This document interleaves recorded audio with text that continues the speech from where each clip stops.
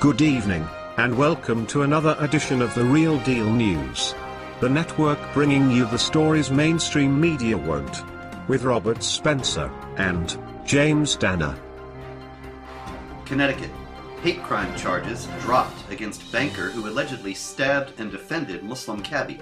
Victim concealed evidence. The hate crime charges came because Jennings allegedly told Ammar, "Go back to your own country." For that, he got a hate crime charge.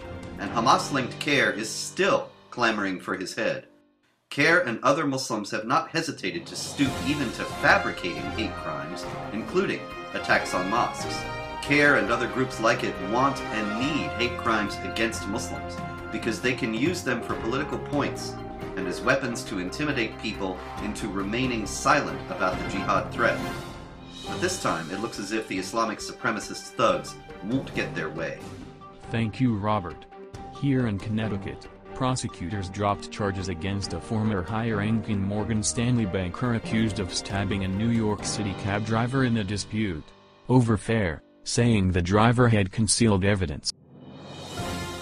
William Brian Jennings of Darien, Connecticut, had been charged with intimidation as a hate crime, theft and assault against cab driver Mohammed Ammar after they argued last December. Jennings had pleaded not guilty to the charges.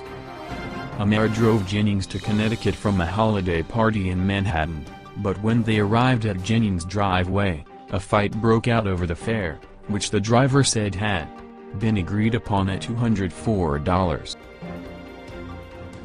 In a brief hearing in Connecticut's Superior Court in Stamford, about 40 miles northeast of New York, prosecutor Stephen Weiss said he would not proceed with the case because Ammar had for 5 months concealed from authorities the penknife allegedly used to assault him.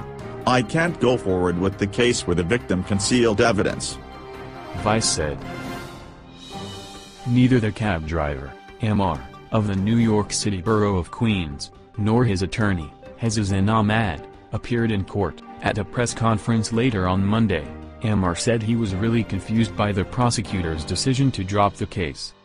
Ammar's lawyer said police had failed to find the knife in a search of the cab after the incident. But his client uncovered it several weeks later, beneath the carpet on the front passenger side of the car. Yes, certainly the police would have neglected to lift up the carpet. Ammar told the prosecutors in May he had found the knife, said the lawyer, Hassan Ahmad, who conceded the delay was a mistake, but said the driver was scared to reveal his discovery because he had touched the knife and left fingerprints on it. That would not, in reality, be a problem, unless Jennings' fingerprints were not also on the knife, which at this point seems likely.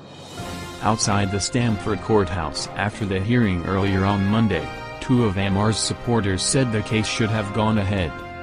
"We just wanted a judge and a jury to decide. To drop the case, it sends the wrong message," said Mangi Diaradi, a representative of the Connecticut Council of Masajid, a Muslim community organization. Immediately after the incident came to light, Morgan Stanley put Jennings on leave. He is no longer with the firm. Eugene Riccio, Jennings' lawyer, said this is a lesson in the unfortunate circumstance when someone of prominence gets arrested and the public and press jump to the wrong conclusion. Jennings, who appeared in court wearing a charcoal suit, blue shirt and blue tie, told the reporters after the hearing that the outcome speaks for itself. This has been another presentation of The Real Deal News. Thank you, and good night.